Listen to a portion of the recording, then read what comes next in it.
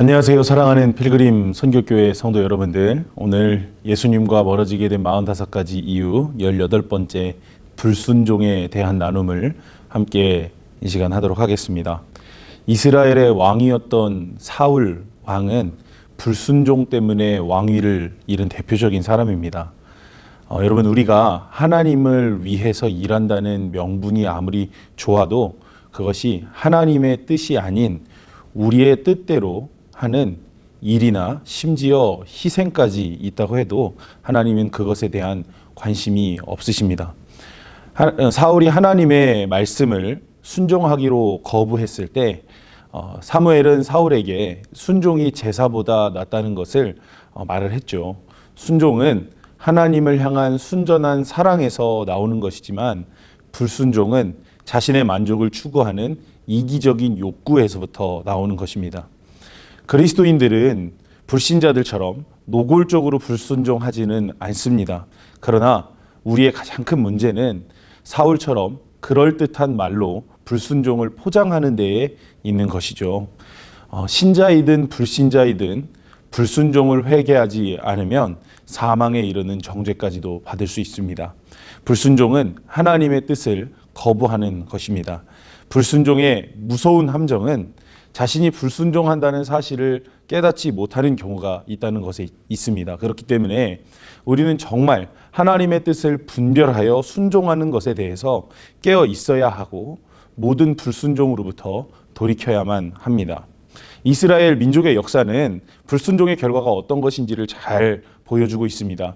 하나님의 백성이 불순종으로 하나님께 등을 돌렸고 결국 그들의 대부분은 광야에서 죽게 되었습니다.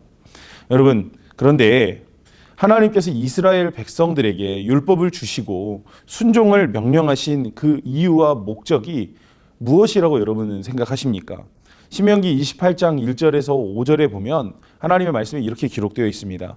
내가 내 하나님 여호와의 말씀을 삼가 듣고 내가 오늘 네게 명령하는 그의 모든 명령을 지켜 행하면 내 하나님 여호와께서 너를 세계 모든 민족 위에 뛰어나게 하실 것이라. 내가 내 하나님 여호와의 말씀을 청종하면 이 모든 복이 내게 임하며 내게 이르리니 성읍에서도 복을 받고 들에서도 복을 받을 것이며 내 몸의 자녀와 내 토지의 소산과 내 짐승의 새끼와 소와 양의 새끼가 복을 받을 것이며 내 광주리와 떡 반죽 그릇이 복을 받을 것이며 내가 들어와도 복을 받고 나가도 복을 받을 것이니라. 그러니까 하나님께서 이스라엘 백성들에게 순종을 요구하신 이유와 목적은 단 하나뿐입니다. 그들을 정말 사랑하셨기 때문에 그런 것이죠. 그래서 하나님은 그들에게 계명을 주신 것입니다. 마찬가지입니다. 오늘날 우리에게 하나님께서 계명을 주시는 것도 오직 한 가지 이유입니다. 사랑 때문에 그런 것이죠. 주님의 계명을 따르면 우리에게 복이 임할 것이지만 불순종하면 우리는 화가 미치게 되는 것이죠. 그런데 과거의 그 어느 때보다 하나님의 뜻을 무시하는 불순종의 죄가 이 시대 속에서 끊임없이 확산되고 있습니다.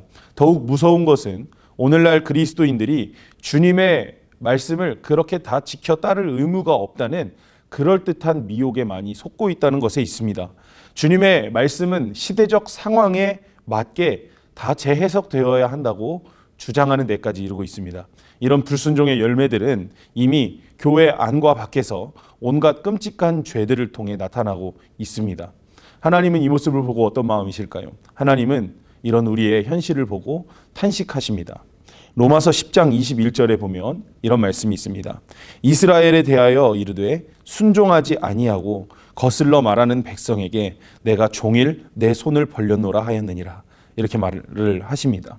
하나님은 오늘도 우리에게 종일 그분의 손을 벌리고 계심을 믿습니다.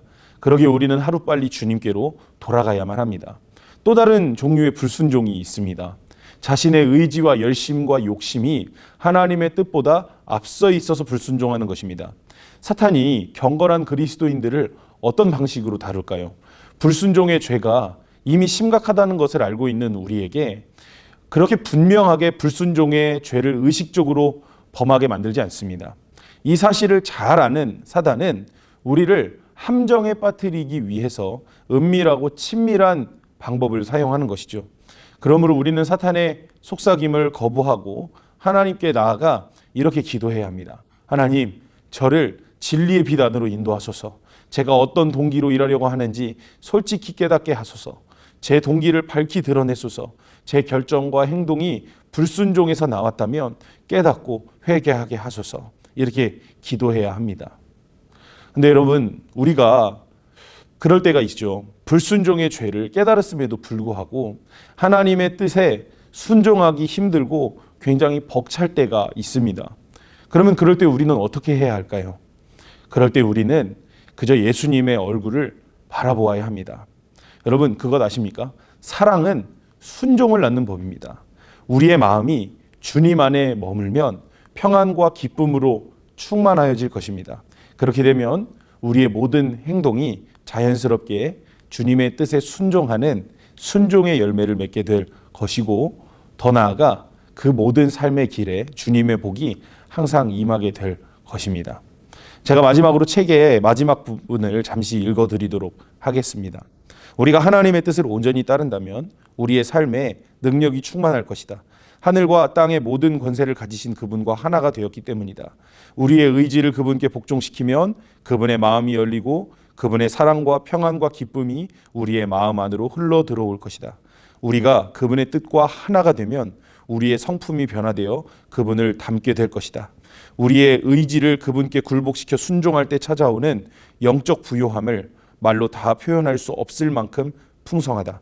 그분의 뜻이 다른 사람들을 통해 전달될 때 우리가 그에 순종하면 우리의 궁핍과 고난은 그 힘을 잃게 될 것이다. 그러므로 어떤 대가를 치르더라도 자신의 뜻을 버리고 그분의 뜻을 선택해야 한다. 성도 여러분들, 우리는 반드시 불순종의 죄를 버려야 합니다.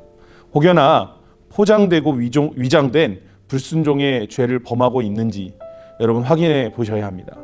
정말 주님의 뜻에 순종할 준비가 되었으며 오늘 우리가 그렇게 순종하며 살아가고 있습니까? 주님의 진리 앞에서 확인해 보시고 그 모든 우리 안에 우리의 삶에 지금 나타나는 불순종의 죄를 모두 끄집어내어 오늘 기도의 모든 불로 태우는 은혜가 있으시기를 예수님의 이름으로 축복합니다.